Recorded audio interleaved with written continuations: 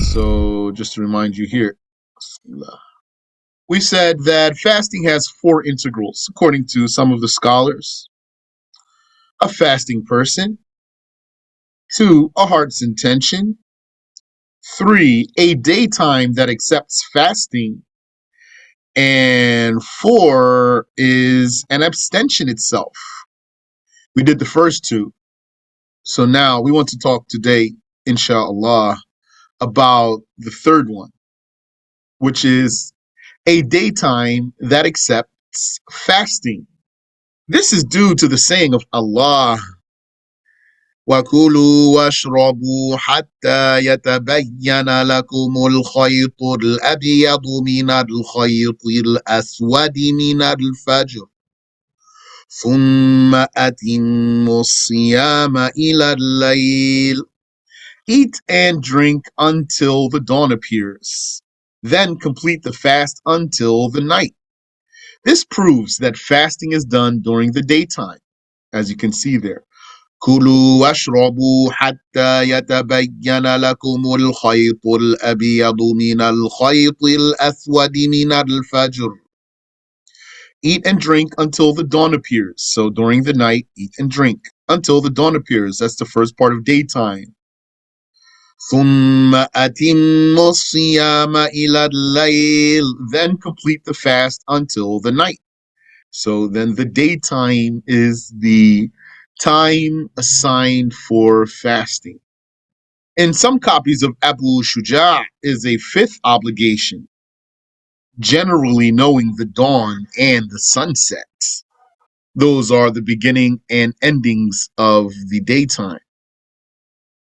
Because an intention after the break of dawn is invalid, and eating while believing that the night settled in just to discover that it did not is also invalid. Yani, eating during Asr time, thinking the night came in, just to find out that it didn't come in, your fast is invalid and it must be remade. The most precautious is for the Sa'im, the fasting person, to refrain from eating until certain of sunset. So what do you do in the nighttime? Eat and drink, do whatever you're allowed to do until you fear the dawn. That's how they say it. Once you fear the dawn, then refrain.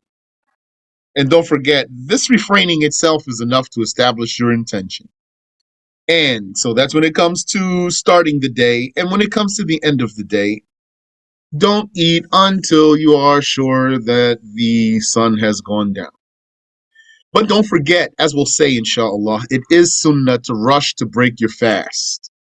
So don't be an extremist and continue to fast into the night. That's not recommended. As soon as you're sure the sunset is in, break your fast. Comprehend that some daytimes must be fasted. It's obligatory. And some of them should be fasted. It's recommended. And some cannot be fasted. Yani, it's not valid. And some may be fasted. It's permissible. So we want to see these cases. The daytimes that demand abstention are those of Ramadan by one of two things: sighting the crescent of Ramadan after the sunset of the 29th of Sha'ban, or completing 30 days of Sha'ban. So I think that's clear for you. Every lunar month is either 29 days or 30 days. After the sun sets, after the 29th day, Yani, the sunset of the 29th day, after that, you look for the crescent, meaning the night came in now, then you look for the crescent. If you don't see it, then you say there's one more day, which is going to be the 30th day. That's for every lunar month. Sha'ban, the month before Ramadan, Ramadan itself, Shawwal, and every lunar month is like that. Ash-Shafi'i said, one town's fasting is not established by the sighting of another. So that means it's not enough for all the whole world to fast by someone's sighting. In the Shafi'i school, one person, one Muslim in the world is not going to make it valid for all the Muslims in the world to fast. One town's fasting is not established by the sighting of another town unless they share the same sunrise. There's a hadith about that. Abu Hanifa said that a town that knew of another's sighting may fast without seeing the crescent. According to the Hanafi school, if one town of Muslims start fasting, that's enough for all the Muslims in the world to fast. Abu Hanifa said that a town that knew of another's sighting may fast without seeing the crescent. Okay, so I think all that's clear. If you have a question, feel free. So what are we saying here? You have to start Ramadan by one of two things. This is the origin, which is sighting the crescent. That's for looking after the 29th of Sha'ban. You don't have to sight the crescent twice. You just sight the crescent once. If you don't see it, then the next day is the 30th. You don't have to sight it again because the day after that's going to be the first for sure. So that's it. The lunar months don't go into 31 days. Either you see the crescent after the 29th or you complete 30 days of Sha'ban. That's clear, inshallah. According to Ash-Shafi'i, one town does not fast according to another town's sighting unless they share the same sunrise. And according to Abu Hanifa, one town may fast if they knew about the sighting of another town. Okay. And now here also, the prisoner makes ijtihad and fasts by his overwhelming speculation that the month came in. So supposing you had a person who has no idea what time it is, what month is it? He might not know. So then what does he do? Well, there's definitely going to come a time for him where he's going to say, Ramadan should be in by now. If it hasn't been, it should be in. So I'm going to fast. So based on his ijtihad, the way I just said it is crude, Yani, just to give you an idea. But based on his ijtihad, he's going to fast. Okay. Some specific daytimes should have abstention. Better to. What are those? We have here the white days, those which are called the white days. Ayyamul Bid, those are the 13th, 14th, and 15th of every lunar month. So how are you going to catch those? By being someone who observes the moon. Or at least you have a connection to someone who does. So that you can know when the first of the month is in, whether it started after the 29th or whether it started after the 30th of the previous month. Any month we're talking here. And then it's sunnah for you to fast the 13th, 14th, and 15th of every lunar month. The day of Arafah, which is the 9th of Dhul Hijjah, that's the day before the Eid, for anyone who's not performing the Hajj. Sunnah to fast on that day. And it's said to be disliked for the pilgrim to fast on that day, the one who's actually performing the Hajj. And Ashura, the 10th of Muharram. And likewise, Tasu'a, the 9th of Muharram, also. Sunnah to fast those days. So these are days that should be fasted. Some days are disliked for abstention, like Friday alone. What do we have here? Two cases. Let's go ahead and break them down here. Like Friday alone because of the hadith of Al-Bukhari that forbids that, meaning fasting just for the sake of Friday.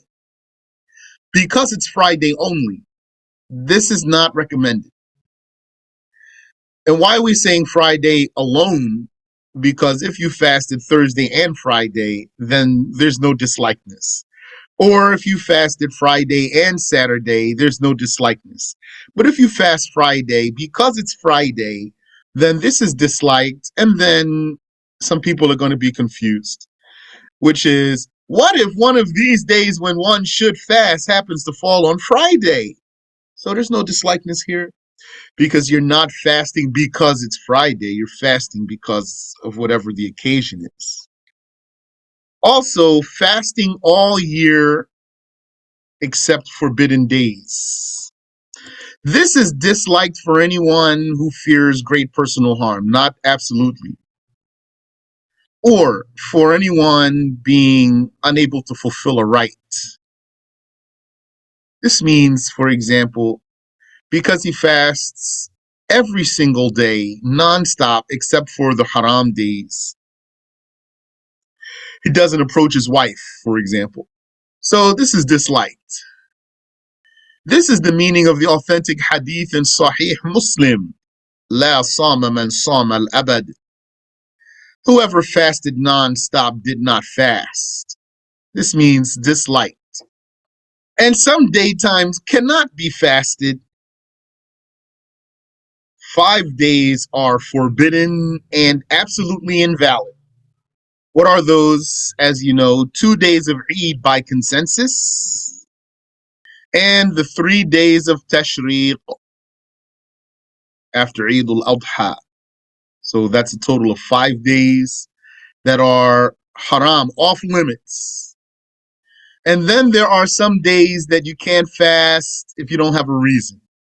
Also forbidden without reason, according to the Shafi'i school, is fasting the last half of Sha'ban.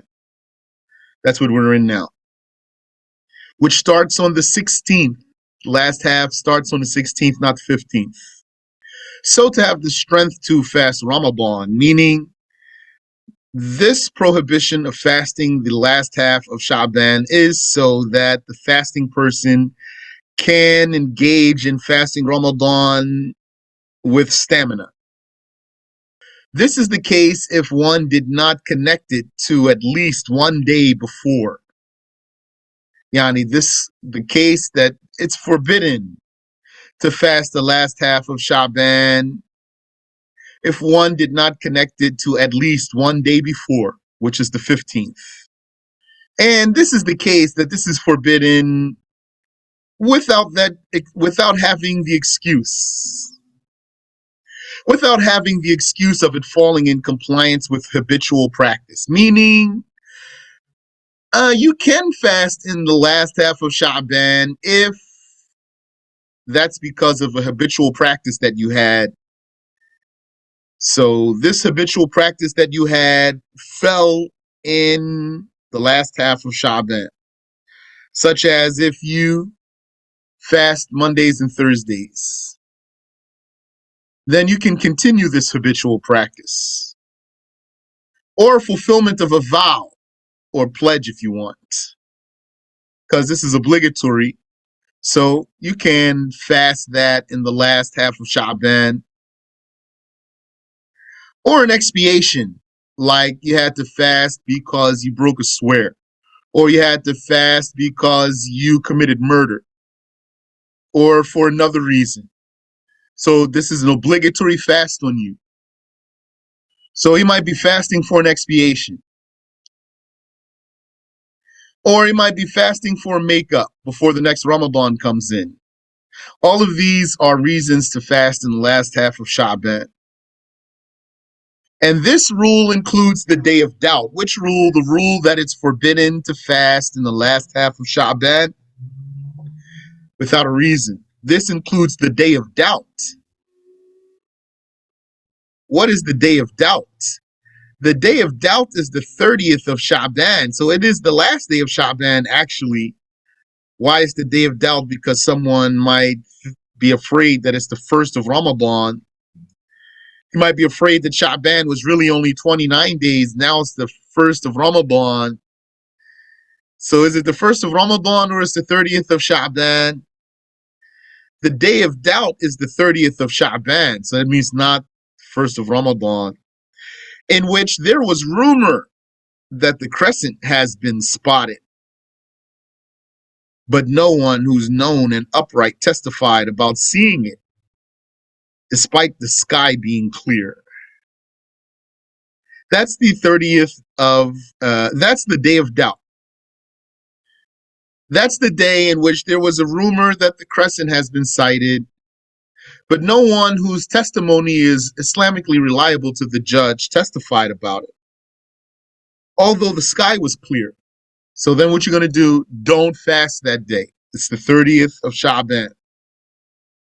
And not fasting on that day eliminates the intention of precautionary fasting for Ramadan. It's not permissible to fast ahead of time just in case. The messenger forbade that. He said, alayhi salatu wassalam, لا تقدموا رمضان بيوم أو يومين. Do not advance Ramadan by a day or two. That means don't start fasting ahead of time, just in case. Sumu liru'yatihi wa aftiru liru'yatih. Fast for sighting the crescent and terminate the fast for sighting the crescent. فَإِنْ غُمَّ عَلَيْكُمْ فَأَكْمِلُوا الْعِدَّةَ or فَأَكْمِلُوا عِدَّةَ شَعْبَانَ ثَلَاثِينَ. If you are blocked from seeing the crescent by clouds, then complete 30 days of Sha'ban. So you cannot fast ahead of time. And you cannot fast the day of doubt.